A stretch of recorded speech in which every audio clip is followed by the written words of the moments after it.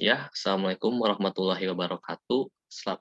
Selamat datang di talk show penerapan SNI dan SKKNI untuk pengukuran teoretis atau GPS pada aspek kadastral. Pada talk show kali ini, perkenalkan saya Imam Manggala, ditemani oleh rekan saya, Firman Syah Nur, yang paham tentang masalah standarisasi, serta saudara Adi Fadilah yang expert pada bidang kadastral. Selanjutnya, dalam perkembangannya, standarisasi secara terbuka diakui berperan dalam dan berfungsi sebagai aktivitas yang memiliki dimensi yang sangat luas. Standar membantu untuk menyelaraskan spesifikasi teknis produk dan jasa yang membuat industri lebih efisien dan meningkatkan daya saingnya untuk perdagangan internasional. Standarisasi dan penilaian kesesuaian merupakan salah satu alat untuk meningkatkan mutu efisiensi produk dan memperlancar transaksi perdagangan dan mewujudkan persaingan usaha yang sehat dan transparan. Salah satunya misalnya dalam bidang kadastral diperlukan standarisasi yang layak. Untuk memenuhi standarisasi yang ada, kompetensi kerja sumber daya manusia di Indonesia diatur dalam bentuk Standar Kompetensi Kerja Nasional Indonesia atau yang sering kita kenal dengan SKKNI yang dikoordinir oleh Kementerian Tenaga Kerja dan Transmigrasi atau Kemenekertrans, dan kompetensi SDM sektor kadaster sendiri dikoordinir oleh Badan Pertanahan Nasional atau BPN. Misalnya pada bidang kadaster, tanah sangat erat kaitannya hubungannya dengan kehidupan manusia. Setiap orang tentu memerlukan tanah, bahkan bukan hanya dalam kehidupannya. Untuk mati pun manusia memerlukan sebidang tanah. Seiring dengan bertambahnya manusia dari tahun ke tahun, sedangkan jumlah luas tanah yang dikuasai oleh manusia terbatas, maka diperlukan ahli dan orang-orang yang memahami akan tentang kadaster itu sendiri. Selanjutnya, untuk memahami lebih lanjut, Standar Nasional Indonesia sendiri akan dijelaskan oleh Saudara Firman. Dipersilakan untuk Saudara Firman. Baik, terima kasih untuk Saudara Imba. Nah, dari ini saya akan menjelaskan tentang Standar Nasional Indonesia. Standar Nasional Indonesia, atau disingkat SNI, adalah standar yang ditetapkan oleh Badan Standarisasi Nasional dan berlaku secara nasional. Badan Standarisasi Nasional, atau BSN, merupakan lembaga pemerintah non-kementerian Indonesia dengan tugas pokok mengembangkan dan membina kegiatan standarisasi di Indonesia. Badan ini menggantikan fungsi dari Dewan Standarisasi Nasional.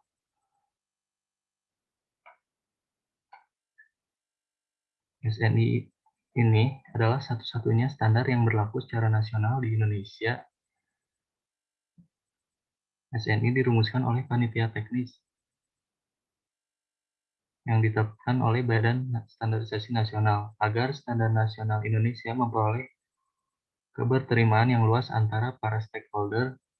Maka Standar Nasional Indonesia dirumuskan dengan memenuhi WTO Code of Good Practice.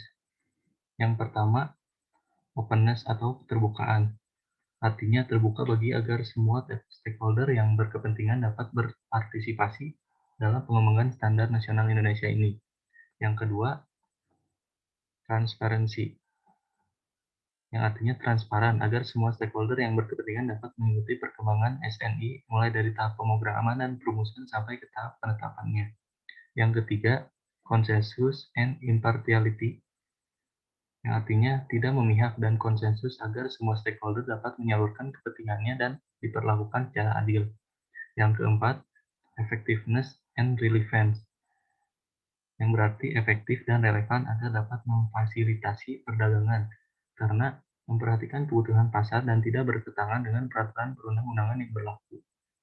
Yang kelima, coherence, yang berarti koheren dengan pengembangan standar internasional agar perkembangan pasar negara kita tidak terisolasi dari perkembangan pasar global dan memperlancar perdagangan Indonesia. Yang keenam, development dimension, yang berarti berdimensi pembangunan agar memperhatikan kepentingan publik dan kepentingan nasional dalam meningkatkan daya saing perekonomian nasional.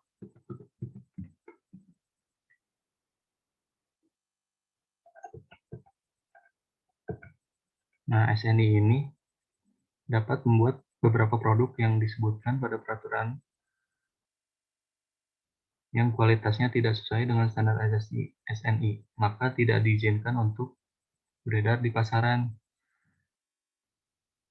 Untuk selanjutnya akan dijelaskan tentang SKKNI oleh Saudara Imba Manggala. Untuk Saudara Imba Manggala, dipersilakan. Oke, baik buat Saudara Firman, terima kasih buat waktunya. Nah, berbicara SKKNI artinya kita berbicara tentang kompetensi yang ada. Nah, dalam rangka mengurangi terjadinya kesenjangan kompetensi antara lulusan pendidikan pendidikan atau pelatihan dengan kebutuhan pada sektor industri di Indonesia, maka orientasi pendidikan atau pelatihan yang selama ini supply atau driven perlu diubah menjadi demand driven atau para praktisi industri perlu terlibat langsung untuk menginformasikan kebutuhan kompetensi yang ada pada bidangnya masing-masing dalam bentuk SKKNI. SKKNI tersebut nantinya akan digunakan sebagai acuan untuk penyusunan program dan kurikulum pendidikan pelatihan berbasis kompetensi sampai dengan modul-modul pembelajarannya. Untuk proses pembelajaran pada lembaga pendidikan atau pelatihan serta digunakan pula sebagai acuan untuk penyusunan materi uji kompetensi pada lembaga sertifikasi profesi atau LSP. Dengan konsep tersebut, kemampuan lulusan lembaga pendidikan atau pelatihan akan disesuaikan dengan kebutuhan industri dan para lulusannya nanti juga dapat memiliki sertifikasi kompetensi setelah melalui uji kompetensi di LSP. Para tenaga kerja yang sudah bekerja di industri juga perlu mendapatkan sertifikat kompetensi sebagai wujud pengakuan terhadap keahlian yang dikuasainya. SKKNI sendiri diamanatkan dalam pasal 10 ayat 2 Undang-Undang Nomor 13 Tahun 2003 tentang Ketenagakerjaan. Kemudian, dalam pasal yang sama, ayat 4 disebutkan bahwa tata cara penetapan SKKNI diatur oleh menteri yang bertanggung jawab di bidang ketenagakerjaan. Tata cara penetapan SKKNI telah beberapa kali mengalami perubahan dan terakhir diatur melalui Peraturan Menteri Ketenagakerjaan Nomor 3 Tahun 2016 tentang cara penetapan SKKNI. Dalam proses penyusunannya sendiri, SKKNI terdiri dari 6 tahap. Yang pertama, penyusunan draft oleh tim perumus meliputi peta fungsi kompetensi serta uraian unit-unit kompetensi. Selanjutnya, verifikasi internal oleh tim verifikasi. Nah, yang ketiga ada prakonvensi. Selanjutnya, ke tahap verifikasi eksternal, yaitu oleh Kementerian Ketenagakerjaan. Lalu ada konvensi nasional. Nah, lalu melalui proses penetapan yang ditetapkan oleh Menteri Tenaga Kerja. Selanjutnya, KKN sendiri juga memiliki 4 kegunaan, di mana sebagai acuan pendidikan pelatihan berbasis kompetensi, sebagai acuan pelaksanaan uji kompetensi atau sertifikasi kompetensi, yang ketiga sebagai acuan untuk menstrukturkan perusahaan, lalu perusahaan sebagai acuan penyusunan SOP perusahaan. Nah, mungkin SKKNI cukup segitu. Nah, selanjutnya penerapan SKKNI di bidang kadasal. Nah, dijelaskan oleh Saudara Adif Fadilah. Silakan Saudara Adif. Baik, terima kasih sebelumnya untuk Bapak Imba. Nah, kita di sini bakal membahas tentang penerapan tentang si SKK dan SNI dan SKKNI itu. Nah, untuk menurut Bakosurtanal atau Badan Koordinasi Survei dan Pemetaan Nasional, standar dalam bidang informasi geografi atau geomatika bertujuan untuk menyusun suatu kumpulan standar yang terstruktur mengenai informasi objek atau fenomena secara langsung maupun secara tidak langsung. Standar informasi geografi ini dibutuhkan untuk mendukung ketidakketerikatan terhadap vendor software tertentu dan juga mendukung interoperabilitas teknologi informasi geografi dan juga meningkatkan ketersediaan akses integrasi dan penyebaran informasi geografi. Nah, di situ ada beberapa penerapan yang akan saya jelaskan tentang teknik terestris menggunakan task station. Nah, itu kecepatan pelaksanaan pengukuran menggunakan task station adalah rata-rata 40 bidang per hari untuk pemukiman dan 25 bidang per hari untuk persawahan. Kelebihan dari teknik ini itu menggunakan task station yaitu bisa digunakan di berbagai medan, akurat, efisien, dan memiliki presisi tinggi. Task station juga mudah melakukan pengolahan data seperti penggambaran dan perhitungan luas, dan juga teknik ini lebih menghemat waktu dibandingkan teknik terestris menggunakan peta ukur. Dan juga positif lainnya itu teknik ini mengurangi human error, dan juga alatnya kekurangannya itu teknik terestris menggunakan task station adalah alatnya berat dan besar sehingga susah dibawa ketika pindah lokasi. Nah, yang kedua ada teknik terestris lagi, yaitu teknik terestris menggunakan peta ukur. Teknik terestri penggunaan pita ukur adalah salah satu teknik yang digunakan oleh petugas ukur kantor pertanahan Kabupaten Lombok Timur dalam pelaksanaan pengukuran bidang tanah.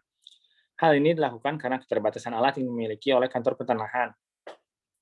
Sebagai petugas ukur, mengukur menggunakan pita ukur, teknik ini adalah teknik yang kurang efisien sebenarnya dibandingkan dengan teknik lainnya, yaitu seperti menggunakan testing yang tadi dijelaskan.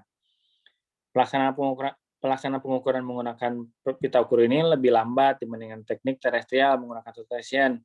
Kecepatannya menggunakan pita ukur yaitu rata-rata 20 bidang untuk 20 hari, 20 bidang untuk pemukiman dan 15 bidang untuk persawahan dalam 1 hari. Jadi memakan waktunya lebih lama karena teknik ini juga yang sulit.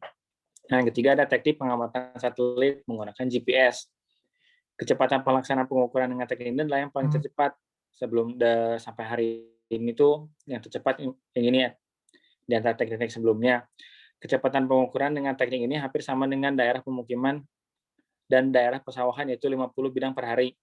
Kelebihannya itu pengamatan satelit menggunakan GPS geodetik dengan tipe GPS RTK, geodetik geofanel, adalah teknik tercepat dalam menyelesaikan pengukurannya. Data yang diambil mengurangi human error, dan alatnya pun mudah dibawa hanya dalam satu box. Kesimpulan dari talk show kita hari ini itu yaitu yang pertama adalah SNI dapat membuat pekerjaan lebih tertata karena telah dibuat pedoman pelaksanaannya dalam contoh pengukuran GPS dan pekerjaan kadastral ada pedoman pelaksanaannya dari SNI tersebut. Dan yang kedua, yaitu standar kompetensi kerja nasional Indonesia atau SKKNI pada pekerjaan yang akan dilakukan membuat pekerjaan lebih mudah dan lebih sistematis karena sesuai dengan kemampuan masing-masing dari para pekerjanya. Begitu dari saya, terima kasih. Saya kembalikan kepada Bapak Imam Mangga.